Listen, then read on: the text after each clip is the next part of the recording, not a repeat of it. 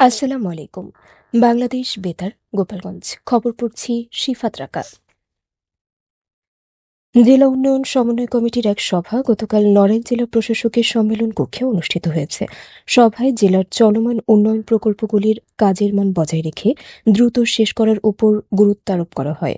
নিরবিচ্ছিন্ন বিদ্যুৎ সরবরাহ, পানি সরবরাহ ও পয়ঃনিষ্কাশন, কৃষি পরিস্থিতি, স্বাস্থ্যসেবার মতো জনগুরুত্বপূর্ণ বিভিন্ন বিষয়ে আলোচনা করা সহ এ বিষয়ে উপস্থিতিরা সুচিন্তিত মতামত প্রদান করেন।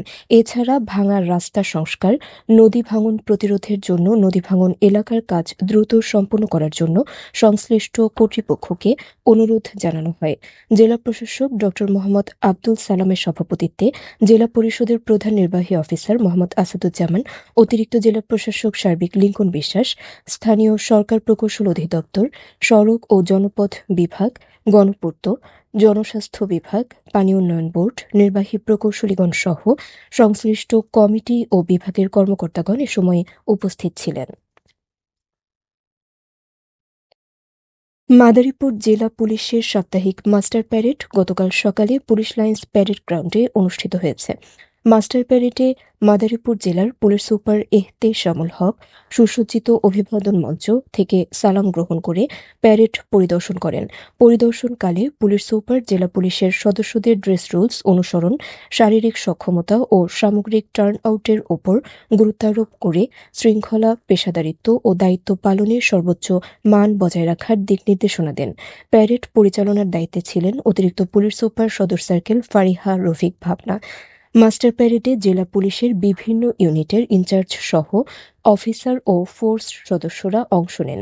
যোগ্য সদস্যদের জিএস মার্ক প্রদান করা হয়। জেলা পুলিশের ঊর্ধ্বতন কর্মকর্তা সহ বিভিন্ন পদমর্যাদার পুলিশ সদস্যরা এ সময় উপস্থিত ছিলেন। গোপালগঞ্জে মুক্তার অলংকার ও অন্যান্য সামগ্রী তৈরিতে হাতে কলমে দক্ষতা উন্নয়ন বিষয়ক উদ্যোক্তাদের ১৫ দিনের আবাসিক প্রশিক্ষণ শুরু হয়েছে। দেশীয় প্রজাতির মাছ এবং শামুক সংরক্ষণ ও উন্নয়ন প্রকল্প গতকাল সকালে গোপালগঞ্জ জেলা মৎস্য কর্মকর্তার কার্যালয়ের মৎস্য প্রশিক্ষণ কেন্দ্রে এ প্রশিক্ষণের উদ্বোধন করেন প্রধান অতিথি হিসেবে প্রকল্প পরিচালক মোহাম্মদ খালিদুজ্জামান। প্রশিক্ষণের দুটি ব্যাচে ঢাকা, বরিশাল ও খুলনা বিভাগের ১০ জেলার ৩০ জন তরুণী উদ্যোক্তা অংশ নিয়েছেন। এ সময় প্রকল্পের সিনিয়র সহকারী পরিচালক মোহাম্মদ মনিরুল ইসলাম, উপপ্রকল্প পরিচালক মোহাম্মদ খায়রুল ইসলাম, সহকারী প্রকল্প পরিচালক আসলাম হোসেন শেখ, প্রশিক্ষক বাংলাদেশ মৎস্য গবেষণা ইনস্টিটিউটের ঊর্ধ্বতন বৈজ্ঞানিক কর্মকর্তা ড মোহাম্মদ ফেরদৌস সিদ্দিকী, বৈজ্ঞানিক কর্মকর্তা মোহাম্মদ নাজমুল হোসেন উপস্থিত ছিলেন। মাদারীপুর সদর উপজেলার শ্রীনদী ইউনিয়নে অবস্থিত আইডিয়াল ইন্টারন্যাশনাল কিন্ডারগার্টেনের উদ্যোগে শীতকালীন ঐতিহ্যকে ঘিরে এক আনন্দঘন পিঠা উৎসব অনুষ্ঠিত হয়েছে। গতকাল বিদ্যালয় প্রাঙ্গণের সামনে আয়োজিত এই উৎসবে গ্রাম বাংলার নানা স্বাদের পিঠা প্রদর্শন ও পরিবেশনের মধ্য দিয়ে সৃষ্টি হয় উৎসবমুখর পরিবেশ। অনুষ্ঠানে ভাপা, পাটিসাপটা, চিতই, দুধ চিতই সহ বিভিন্ন ধরনের দেশীয় পিঠা স্থান পায়।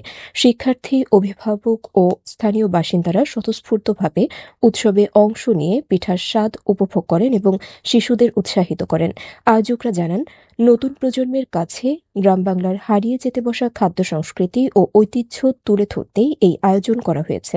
অভিভাবকরাও বলেন, এ ধরনের কার্যক্রম শিশুদের মাঝে দেশীয় সংস্কৃতির প্রতি আগ্রহ ও ভালোবাসা গড়ে তুলতে গুরুত্বপূর্ণ ভূমিকা রাখে। সকল আয়োজন জুড়ে ছিল প্রাণবন্ত ও আনন্দঘন পরিবেশ, যেখানে শিক্ষার্থীদের সক্রিয় অংশগ্রহণ উৎসবকে করে তোলে আরও বর্ণিল। গোপালগঞ্জের মুকসুদপুর উপজেলার খান্দারপাড়া ইউনিয়ন পরিষদের সাবেক চেয়ারম্যান সাব্বির খানের বাড়িতে দুর্বৃত্তরা আগুন দিয়েছে বলে অভিযোগ উঠেছে। গতকাল ভোরের দিকে মুকসুদপুর উপজেলার খান্দারপাড়া ইউনিয়নের বেছরা গ্রামে এই অগ্নিসংযোগের ঘটনা ঘটে। স্থানীয় সূত্র জানায়, ভোররাতে অজ্ঞাত পরিচয়ের দুর্বৃত্তরা সাব্বির খানের বাড়িতে আগুন দিয়ে দ্রুত ঘটনাস্থল ত্যাগ করে। আগুনে ঘরের আসবাবপত্র সহ ঘরে থাকার সব মালামাল পুড়ে যায়। পরে খবর পেয়ে ফায়ার সার্ভিসের একটি ইউনিট ঘটনাস্থলে পৌঁছে আগুন নিয়ন্ত্রণে আনে। মুকসুদপুর ফায়ার সার্ভিসের লিডার ওয়েদুজ্জামান খান আগুন লাগার তথ্য নিশ্চিত করে বলেন, গতকাল দুপুরে খবর পেয়ে মকসুদপুর ফায়ার সার্ভিসের একটি ইউনিট ঘটনাস্থলে গিয়ে এলাকাবাসীর সহায়তায় ১ ঘণ্টা চেষ্টার পর আগুন নিয়ন্ত্রণে আনতে সক্ষম হয়। এর আগেই ঘরে থাকা আসবাবপত্র সহ সমস্ত মালামাল পুড়ে ভস্মীভূত হয়ে যায়। মকসুদপুর থানার অফিসার ইনচার্জ আব্দুল্লাহ আল মামুন বলেন, ফায়ার সার্ভিস থেকে বিষয়টি আমাদের জানানো হলে ঘটনাস্থলে পুলিশ পাঠানো হয়েছে।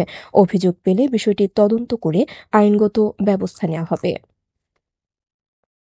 গোপালগঞ্জে পিকআপ ও ব্যাটারি চালিত ইজি বাইকের মুখোমুখি সংঘর্ষে মোহাম্মদ পলাশ শেখ নামে এক ব্যক্তি নিহত হয়েছেন। শনিবার রাতে গোপালগঞ্জ টুঙ্গিপাড়া সড়কের গোবরা এলাকায় এ দুর্ঘটনায় আরও ৬ জন আহত হয়েছেন। গোপালগঞ্জ সদর থানার অফিসার ইনচার্জ মোহাম্মদ আনিসুর রহমান জানান, একটি ইজি বাইকে করে পলাশ শেখ সহ কয়েকজন যাত্রী ঘোনাপাড়া থেকে শহরের দিকে যাওয়ার সময় ইজি বাইকটি গোবরা এলাকায় পৌঁছালে একটি পিকআপের সাথে মুখোমুখি সংঘর্ষ ঘটে। এতে পিকআপটি খাদে ও ইজি বাইকটি দুমড়ে মুচড়ে গেলে পলাশ সহ ৭ জন আহত হন। পরে আহতদের উদ্ধার করে গোপালগঞ্জ ২৫০ শয্যা বিশিষ্ট জেনারেল হাসপাতালে নিয়ে গেলে কর্তব্যরত চিকিৎসক পলাশকে মৃত ঘোষণা করেন। নিহত পলাশ শেখ সদর উপজেলার বোরাশী ইউনিয়নের বাঁশবাড়ি গ্রামের লাল মিয়া শেখের ছেলে। সবশেষে আবহাওয়া।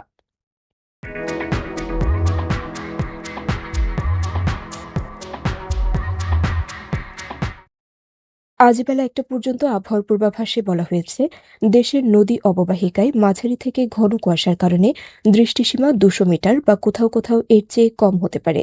এসব এলাকার নৌযানসমূহকে সাবধানে চলাচল করতে বলা হয়েছে, তবে কোনো সংকেত দেখাতে হবে না। খবর শেষ হলো। আমাদের পরবর্তী খবর প্রচারিত হবে সকাল ১০টা বেজে ৩০ মিনিটে বাংলায়।